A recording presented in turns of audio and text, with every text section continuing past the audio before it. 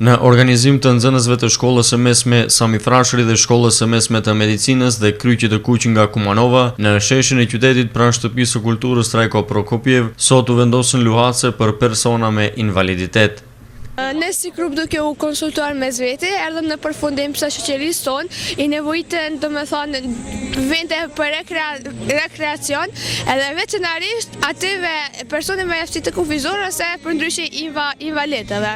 Dhe qëllimi jonë është që atyve t'ju tregojmë se edhe ato janë pjesë e shoqërisë tonë, edhe nuk janë të lënë anash pasdore nga shoqëria jonë. Domethënë, duke mbledhur mite financiare nga shkollat e mesme dhe fillore shqipe, pastaj duke qenë sponsoruar edhe nga duke kërkuar disa sponsor tjerë, ne arritëm që t'i mbledhim disa para dhe t'i rregullojmë dy luhatëse që janë, më thonë këto. Luhatësit, domethënë, janë për persona invalid. Ky është projekti i parë në Maqedoni i cili po realizohet në Kumanov. Me paratë e mbledhura vendosën që edhe ato t'i destinojmë dhe ne arritëm që një voglushi t'i paguajmë një operacion me problem paralizë cerebrale. Ne jemi shumë të kënaqur nga puna jonë, pasi që arritëm se shumë personat t'i japim buzëqeshjen e munguar.